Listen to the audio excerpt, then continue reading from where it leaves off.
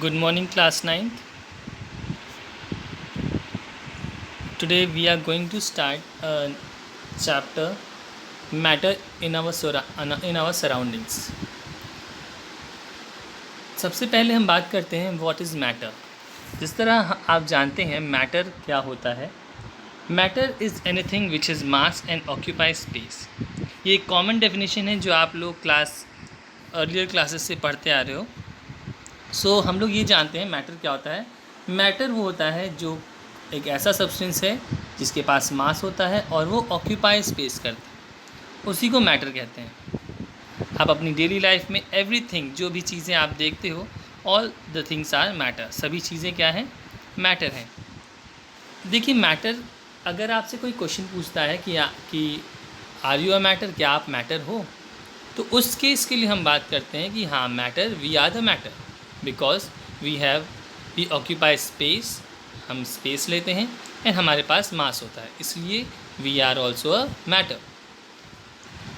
Matter is generally made up of particles. अगर आप बात करते हैं मैटर जनरली किसके होते हैं, तो we know the matter is made up of particles.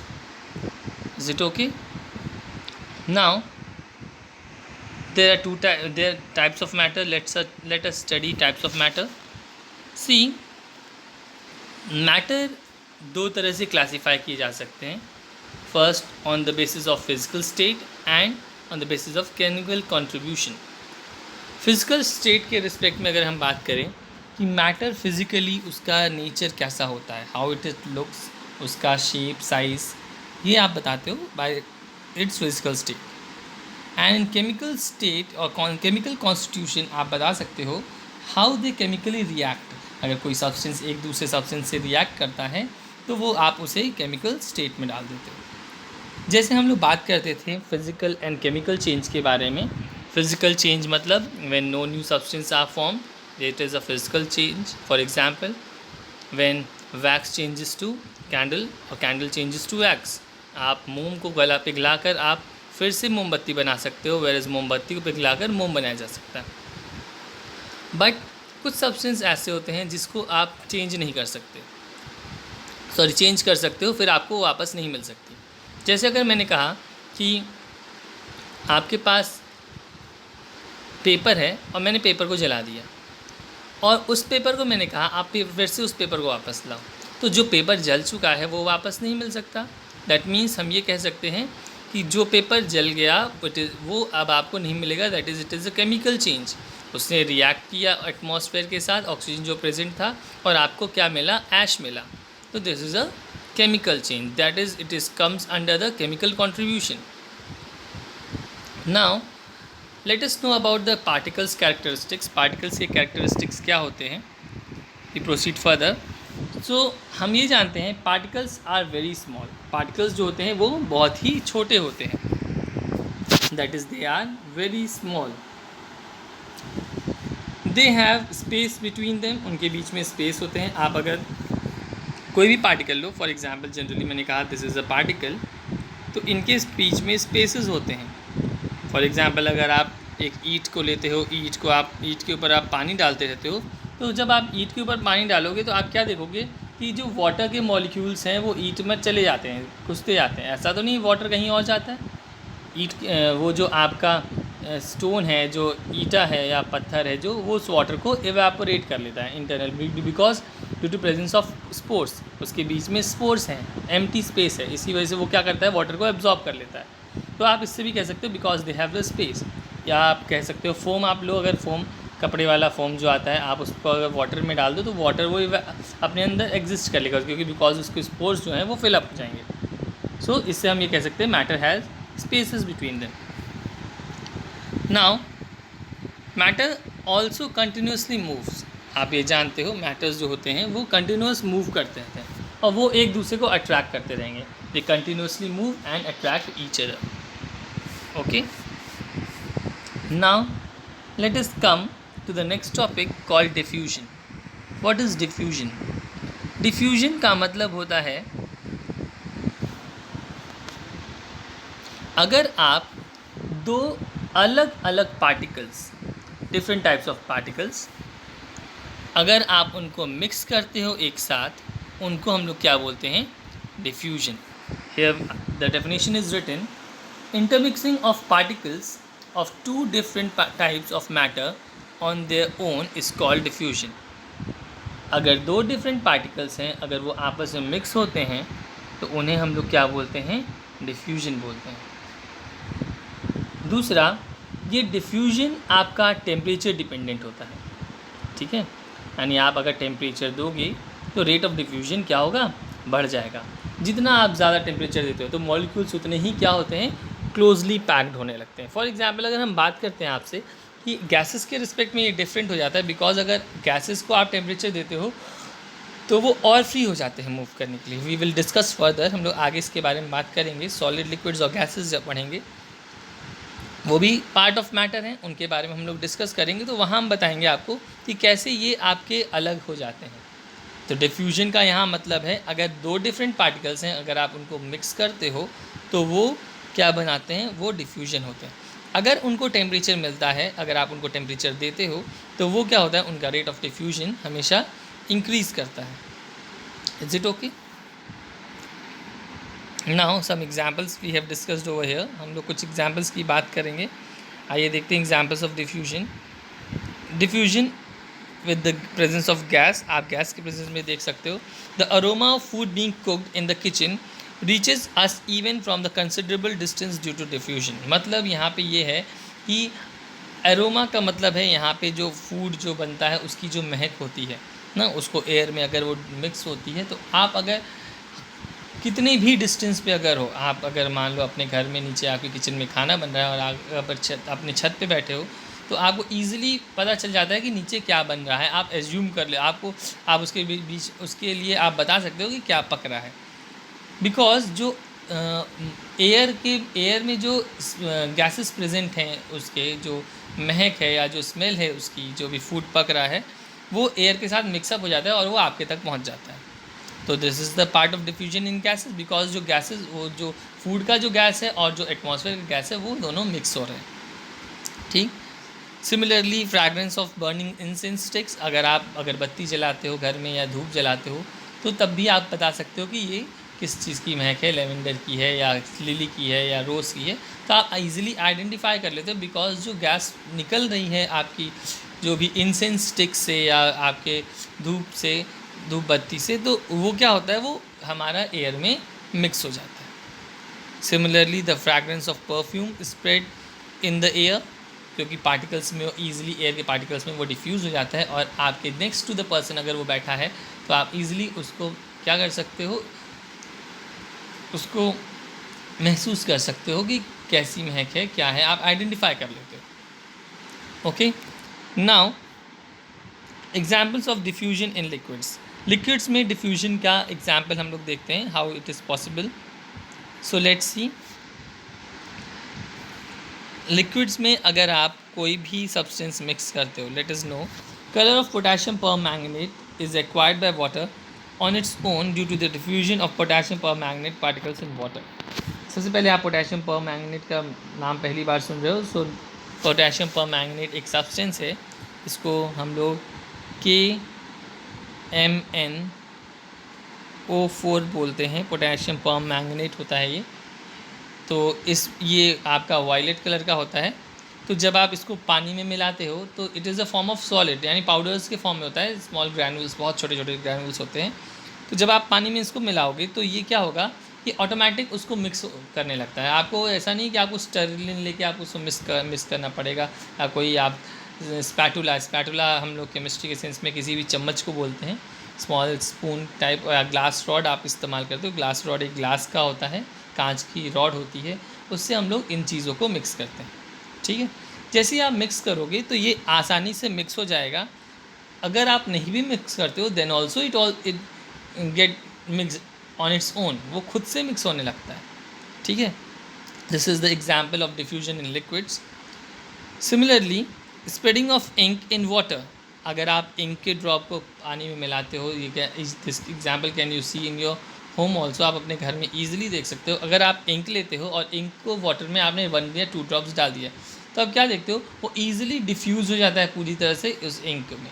जैसे आप लोग और एग्जाम्पल ये नहीं देखते, अगर आप उजाला इस्तेमाल करते हो, अगर आप वाइट क्लोथ्स में ब्लूइश कलर लाना चाहते हो तो मैक्सिमम ये हर घर में होता है, आप उजाला इस्तेमाल करते हो। तो आप 2 to 4 ड्रॉप्स डालते हो, जैसे आता है ना आया नया उजाला 4 बूंदों वाला, एज इट इज़ आप वहाँ यहाँ भी उस चीज़ को कॉन्सेप्ट को आप डिफ्यूजन करते हो। बिकॉज जो उजाला होता है आपको मिक्स करने की ज़रूरत नहीं होती वाटर में, आप जैसे ही 3 से 4 ड्रॉप डालते हो it continuously mixed in the water, वो कम्प्लीटली मिक्सड हो जाता है बिकॉज वो डिफ्यूज़ हो जा रहा है, ठीक है, और कम्प्लीटली वाटर कन्वर्ट हो जाता है ब्लूइश कलर में, ठीक है। Now diffusion in solids, let us discuss this topic. Diffusion in solids क्या हैं आपके, आइए देखते हैं सॉलिड्स में कैसे डिफ्यूजन होता है। If two metal blocks are bound together tightly and kept undisturbed for few years, then the particles of one metal are found to have diffused into the other metal। मतलब अगर आप किसी भी 2 solids को आप bind कर देते हो एक साथ, मैंने कहा 2 सॉलिड्स को मैंने लिया और उसको एक साथ टाइटली पैक कर दिया और मैंने कुछ साल तक उसको एज इट इज रख दिया, तो अब क्या देखोगे कि जो एक पार्टिकल है उसके पार्टिकल्स दूसरे मेटल के साथ, दूसरे सब्सटेंस के साथ कम्प्लीटली डिफ्यूज़ हो गए हैं, वो मिक्स हो गए हैं। मिक्स का मतलब यहाँ पे ये नहीं कि वो टोटली मिक्स हो, दे आर जॉइंट टुगेदर, वो मिक्स होने लगते हैं। फॉर एग्ज़ाम्पल अगर हम आपसे बात करते हैं कि अगर हमने कोई भी ब्लैक बोर्ड पे कुछ भी लिख दिया और हमने एटलीस्ट उसको 15 to 25 डेज़ आप उसे छोड़ देते हो, आप क्या देखोगे it will quite difficult to rub it, आप उसको काफ़ी समय लगेगा आपको उसको रब करने में, बिकॉज वो उस पर स्टिक हो जाता है, वो जो चॉक पाउडर है वो स्टिक हो जाता है उस ब्लैक बोर्ड पर और वो एज इट इज़ पड़ा होता है। दिस इज़ द एग्जाम्पल जिससे आप ये कह सकते हो कि ये जो वाइट का कलर का जो पाउडर है वो स्टिक हो गया आपके उस लेयर ऑफ ब्लैक बोर्ड पे, जो काफ़ी समय बाद हटाया जा सकता है, ठीक है। Now let us talk about Brownian motion. हम ब्राउनियन मोशन की बात करते हैं। ब्राउनियन मोशन सबसे पहले होता क्या है, ब्राउनियन मोशन का मतलब होता है जिगजैग मोशन। जिगजैग मतलब आप आड़े टेढ़े रास्ते पर जब चलते हो, जैसे मैंने कहा this is the zigzag motion, ठीक है, ये जिगजैग मोशन है। तो इस तरह मूवमेंट को हम क्या बोलते हैं, ब्राउनियन मोशन। केमिस्ट्री के सेंस में इसको क्या बोला जाता है, ब्राउनियन मोशन बोला जाता है। दैट मीन्स अगर आप कोई भी सब्सटेंस फ्लूइड या लिक्विड को आप अगर देखते हो, वाटर में डाल देते हो या कहीं भी देखते हो, तो उनका कोई फिक्स्ड शेप नहीं होता मूवमेंट की, वो स्ट्रेट लाइन में मूव करेंगे या कहाँ मूव करेंगे। आप ये जानते हो वो जो पार्टिकल्स हैं they are suspended freely in the fluid, कोई भी लिक्विड में वो फ्रीली सस्पेंड कर दिए जाते हैं और वो इतनी जल्दी बॉम्बार्ड होते हैं, इतनी जल्दी इंटरमिक्स होते हैं, वो मूवमेंट अपना हर जगह करने लगते हैं। तो इस तरह के मूवमेंट को हम लोग जिगजैग मोशन बोलते हैं या हैप्पजार्ड मोशन बोलते हैं, और इसी मोशन को हम लोग ब्राउनियन मोशन भी बोलते हैं।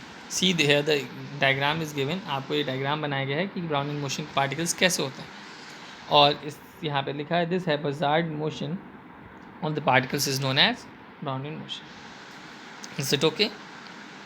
Now let us come to the main part of the chapter. इस चैप्टर का मेन पार्ट है जहाँ से आपको मोस्टली क्वेश्चंस आते हैं। अभी तक भी इसके पहले जो आपके क्वेश्चंस थे they are the questions which come across, you will come with the questions which ask like explanation, जहाँ पे एक्सप्लेनेशन पूछा जाता है आपके क्वेश्चन से, तो आप वहाँ से इस चीज़ को ईजिली पढ़ सकते हो। आपको क्वेश्चन पूछा जा सकता है कि अगर आप किचन में हो और आप तीसरे मंजिल पर खड़े हो तो आपके घर में जो खाना बन रहा है वो कैसे आपको महका आता है, आपको यहाँ बताना पड़ेगा due to the diffusion process. Since answer is very simple, आपको पर मालूम होना चाहिए कि आपको आंसर लिखना है। Now let us talk about the states of matter. हम लोग स्टेट्स ऑफ मैटर के बारे में डिस्कस करेंगे। तो मैटर के 3 पार्ट्स होते हैं। जनरली आप सब लोग फ्रॉम क्लास 6th ऑनवर्ड्स ये बताने जाया जाता है कि मैटर के 3 पार्ट्स होते हैं, that is solid, liquids and gases. हम सॉलिड, लिक्विड्स और गैसेस के फॉर्म में मैटर को देखते हैं। हेयर देखिए, इधर कुछ डायग्राम बने हैं आपके लिए, डायग्राम आप देख सकते हैं। See here this is the solid. आप यहाँ देखते हो कि जो पार्टिकल्स हैं, जो एटम्स हैं, एक दूसरे से बॉन्डेड हैं, there is no space. Where is in liquids थोड़ा सा स्पेस है, बट वो क्या होता है, वो अलग अलग पार्ट्स में है। Where in gases there is no very much space. तो सबसे पहले आप स्पेस की बात करेंगे यहाँ पे हम, तो सॉलिड्स में बहुत कम स्पेस होता है मैटर सब्सटेंस के बीच में। There is very less space between the matter, ठीक है, पार्टिकल्स के बीच में बहुत कम स्पेस होता है। वेयर इज इन लिक्विड्स, आप लिक्विड्स में बात करोगे तो liquids has a little bit space more than the solids, solids से कंपेरिजन उनके पास स्पेस थोड़ा सा ज़्यादा होता है। And in gases they are much more space than the liquids, liquids के रिस्पेक्ट में उसमें काफ़ी ज़्यादा स्पेसेस होते हैं। एंड द मॉलिक्यूल्स और the particles are random and free to move, वो कहीं भी जा सकते हैं। दूसरा, solids have strong force of attraction, solids में जो फोर्स होता है वो स्ट्रॉन्ग होता है। अब कैसा फोर्स होता है हम लोग बात करेंगे इस फोर्स के बारे में कि सॉलिड्स के में फोर्स कैसा होता है। सिंस द सॉलिड्स में देखते हो आप, उनके पार्टिकल्स अभी मैंने बोला था एक दूसरे से कम्प्लीटली बॉन्डेड होते हैं, तो इनके बीच में स्ट्रॉन्ग फोर्स काम करता है। इस स्ट्रॉन्ग फोर्स को हम बोलते हैं strong intermolecular force of attraction. क्या बोलते हैं? Strong intermolecular forces of attraction, because जो मॉलिक्यूल्स होते हैं वो एक दूसरे से बहुत ही टाइटली पैक्ड होते हैं। वेरेज अगर आप लिक्विड्स में देखोगे तो लिक्विड्स में थोड़े से मॉलिक्यूल्स एक दूसरे से दूर होते हैं, जैसे हम लोग देख सकते हैं यहाँ पे कि this is the part of liquid, इस तरह थोड़ा लिक्विड में होता है, थोड़ा सा स्पेस होता है उनके बीच में, तो वो फ्री हो जाते हैं मूव करने के लिए, थोड़े से फ्री होते हैं, इसलिए उनको फ्लूइड भी बोला जाता है, because they allow to flow. What are fluids? अगर फ्लूइड्स आपसे पूछा जाए what are fluids, fluids are those which allowed to flow, जो फ्लो करने की प्रॉपर्टी रखते हैं उन्हीं को फ्लूइड्स कहते हैं। बाकी तो आप अगर आप पत्थर रखोगे तो वो तो फ्लो नहीं कर सकता है ना, तो अगर आप पानी रखते हो या ऑयल रखते हो तो वो फ्लूइड है, बिकॉज उसके पास प्रॉपर्टी है फ्लो करने की। नाउ लेट अस टॉक, ये जो फ्लूइड्स की बात कर रहे थे हम लोग, लिक्विड्स की बात कर रहे थे, उनके बीच में फोर्स ऑफ अट्रैक्शन की बात कर रहे थे, तो उनके बीच में इंटरमॉलिक्यूलर जो फोर्स ऑफ अट्रैक्शन होता है थोड़ा सा कम होता है as compare to the liquid solids. Solids से कंपेयर करने में अगर देखा जाए तो वो थोड़ा सा कम होता है। वेयर इज इन गैसेज, अगर गैसेज में हम बात करते हैं तो गैसेज में they are very less intermolecular forces of attraction, because gases are free to move. अगर आप हवा में अगर बात करते हैं हम लोग, देखिए फॉर एग्जांपल अगर बलून है, बलून में आपने हवा भर दिया, तो बलून में हवा भर दिया, तो अब मैंने कहा इस बलून को आप ले जाकर एक कमरे में छोड़ दो, तो आप क्या देखोगे, आप कमरे में उस बलून को फोड़ दिया, ठीक है, जैसे ही कमरे में बलून फूटा तो वो बलून का जो एयर था वो गया कहाँ? It is spread over the in the room, वो रूम में पूरी तरह से फैल गया। तो रूम का तो भाई स्पेस बहुत बड़ा है, तो वो क्या करेगा, गैसेस इतनी जल्दी वो स्पेस ऑक्यूपाई कर लेते हैं, वो पूरे रूम को स्पेस कर ऑक्यूपाई कर लेंगे, तो यानी वो फ्री होते हैं और मूव करने के लिए। जो उनके जो पार्टिकल्स होते हैं, जो उसके एटम्स होते हैं, मॉलिक्यूल्स जो होते हैं, वो बहुत फ्री होते हैं मूव करने के लिए। सिंस इसी वजह से उनके बीच में इंटरमॉलिक्यूलर फोर्सेज ऑफ अट्रैक्शन बहुत ही कम होता है। Now let us talk a weak force of attraction between the molecules. यहाँ पे मॉलिक्यूल्स में एक वीक फोर्स भी होता है जिसको हम लोग van der Waals forces of बोलते हैं। Van der Waals force VANDER Waals force, van der Waals force होता है। अब ये एक वीक फोर्स होता है जो किसी भी मॉलिक्यूल के बीच में होता है। अब जैसे मैंने कहा सॉलिड तो है, पर आप सॉलिड को अगर तोड़ते हो तो टूट जाता है। एग्जाम्पल, सब सॉलिड्स नहीं टूटते, अगर मेटल है तो मेटल के बीच में बहुत ज़्यादा strong intermolecular force of attraction है, इसलिए मेटल टूटता ही नहीं है। अगर ईंट की बात करें, लकड़ी की बात करें, दे आर ऑल्सो सॉलिड, वो भी सॉलिड्स हैं, पर आप क्या देखते हो, या कांच की बात करें, they are also solid, but कांच टूट जाता है, और ईंट को अगर फेंकते हो थोड़ी ऊंचाई से तो वो भी टूट जाता है, ठीक है। तो ये क्या इसका मतलब है, उसके पार्टिकल्स ब्रेक हो जाते हैं, थोड़े से, पूरी तरह से नहीं टूटेगा बट उसके पार्टिकल्स ब्रेक हो जाएंगे। तो इसका मतलब पार्टिकल्स ब्रेक हो रहे हैं तो उनके बीच में एक वीक फोर्सेस काम करता है जिसको हम लोग वैन डर वाल्स फोर्सेस बोलते हैं। तो इसमें सॉलिड्स में ज़्यादा होते हैं, लिक्विड्स में बहुत ही कम होते हैं, बिकॉज लिक्विड्स टूटते नहीं, they have the fluidity property, and gases do not have the weak van der Waals forces of attraction. So it okay. Now let us talk about the kinetic energy. Kinetic energy कैसे होते हैं अगर हम बात करते हैं, the kinetic energy of a particle is very less and so solids have an orderly arrangement of the particles. अब देखिए यहाँ पे काइनेटिक एनर्जी की बात करी जा रही है, तो यहाँ पे मोशन की बात करते हैं हम सीधे। आप क्लास 9th में चलते हैं, आप लोग क्लास 9th में फर्स्ट चैप्टर आप पढ़े होगे मोशन, तो वहाँ पार्टिकल्स मूव करते हैं तभी मोशन होता है। तो पार्टिकल्स जब मूव करेंगे तभी काइनेटिक एनर्जी भी होगी उनके पास। तो यहाँ पे जो काइनेटिक एनर्जी है वो जब सॉलिड्स में तो टाइटली पैक्ड हैं, सॉलिड्स के तो मॉलिक्यूल्स एक दूसरे से बहुत ही क्लोजली पैक्ड हैं, तो जब क्लोजली पैक्ड है तो उनको स्पेस ही नहीं मिलेगा मूव करने के लिए, तो जब स्पेस नहीं मूव करेगा तो वो मूवमेंट भी कम हो जाएगा, वेरी लेस। इसलिए हम लोग कहते हैं solids use to vibrate in its own position. Solids जो होते हैं वो अपनी जगह पे वाइब्रेशन करते रहते हैं, मूवमेंट नहीं कर सकते, ठीक है। तो इसलिए हम लोग कह सकते हैं solids have fixed shape and size and volume, उनका शेप साइज फिक्स्ड होता है, it can not be changed. Where is in liquids, liquids को आप जिस बर्तन में डालो वो उसकी शेप लेंगे, तो it has fixed volume but do not have fix shape and size. उसका वॉल्यूम तो फिक्स्ड होता है, अगर आप 1 लीटर का अगर 1 लीटर दूध है या ऑयल है तो 1 लीटर ही वो रहेगा, चाहे आप उसको कंटेनर के सिलेंड्रिकल कंटेनर में डालो, चाहे आप उसको स्क्वायर क्यूबिकल कंटेनर में डालो, चाहे आप उसको कोनिकल कंटेनर में डालो, तो वो रहेगा क्या, 1 लीटर ही रहेगा, ठीक है। उसमें चेंजेस नहीं हो सकते, बस उसका शेप बदलता रहेगा, जिस सब्सटेंस में डालोगे वो उसका शेप ऑक्यूपाई कर लेगा, ठीक है। नेक्स्ट, इसके पार्टिकल्स अगर बात करें हम लोग लिक्विड्स की, तो लिक्विड्स के पार्टिकल्स क्या होते हैं, थोड़े से फ्री होते हैं, इसलिए वो फ्लो करते हैं। भाई वो फ्लो कर रहे हैं क्योंकि वो फ्री है मूव करने के लिए, उनके पार्टिकल्स एक दूसरे से कम बॉन्डेड है। वैसे इन गैसेस की बात करें तो gases has maximum kinetic energy. Gases की जो काइनेटिक एनर्जी होती है वो सबसे ज़्यादा होती है, वो बहुत ईजिली फ्री होते हैं मूव करने के लिए। वो आप कभी भी उनको देखोगे, they are free to move, वो कहीं भी मूव कर सकते हैं किसी तरह से भी, because they have high speed or high velocity, so that they take whenever they come in a contact of air they move randomly, वो आसानी से मूव करने लगते हैं। इसीलिए हम बात करते हैं इनकी ना फिक्स शेप होती है, ना फिक्स साइज़ होती है, ना ही फिक्स्ड वॉल्यूम होती है। अगर आपने बलून में गैस भरा हुआ है और उसको आपने एक क्यूबिकल कंटेनर में छोड़ दिया तो क्यूबिकल कंटेनर में वो पूरी तरह से फैल जाएगा। Now solids maintain their shape even when they are subjected to the external force। Solids के शेप में चेंजेस हो सकते हैं, कब नहीं होंगे भाई, कैसे हो जाएंगे, जब नहीं होते तो नहीं होते भाई, वो रिजिड होते हैं। आप कहीं से भी दबाओ, आप पेपर ले लो, दबाते रहो, नहीं चेंज होंगे।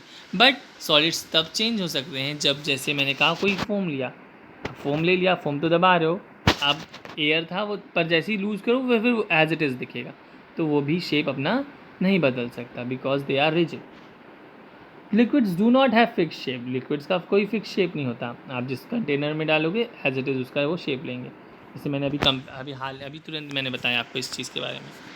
Now come to compression, solids can not be compressed, solids को हम कंप्रेस नहीं कर सकते। सर देखिए, मैंने कहा दिस इज़ द ब्लॉक, मैंने फोर्स यहाँ से भी लगाया और मैंने फोर्स यहाँ से भी लगाया, दोनों तरफ से फोर्स लग रहे हैं, क्या सॉलिड कंप्रेस हो रहा है, नहीं हो सकता, उसमें कंप्रेशन नहीं हो सकता, because they can not be compressed. Liquids can not be compressed much, आप कभी भी लिक्विड को कंप्रेस करोगे तो वो दूसरी जगह से फ्लो कर जाएंगे, सीधी सी बात है, आप ये जान सकते हो, बिकॉज लिक्विड्स की कंप्रेसिबिलिटी नेग्लिजिबल होती है।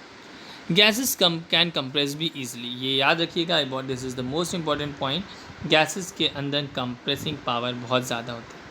इसीलिए आप जो LPG सिलेंडर, CNG इस्तेमाल करते हो व्हीकल्स में या घर में जो LPG इस्तेमाल करते हो, they all are the compressed gas, इसीलिए LPG को बोलते हैं लिक्विफाइड पेट्रोलियम गैस, CNG को बोलते हैं कंप्रेस्ड नेचुरल गैस। तो यहाँ पे हम लोग उस गैस को कंप्रेस कर कन्वर्ट करते हैं ताकि आप उसे ईजिली इस्तेमाल कर सकें। Is it okay? Now this part till here what I have taught, please आप इसको ध्यान से कायदे से सुनिएगा, समझिएगा, जिससे आपको प्रॉब्लम ना हो कि क्या आपको बताया गया है। इसका आपको PDF भेज दिया गया है, you can prepare your notes on your own. कुछ इंपॉर्टेंट क्वेश्चंस भी भेजे गए हैं, वो आप बाद में करिएगा after the completion of chapter, ठीक है। तो please all the students go through the chapter very carefully and please listen what the explanation has been given to you. Thank you class, we will meet in next class tomorrow.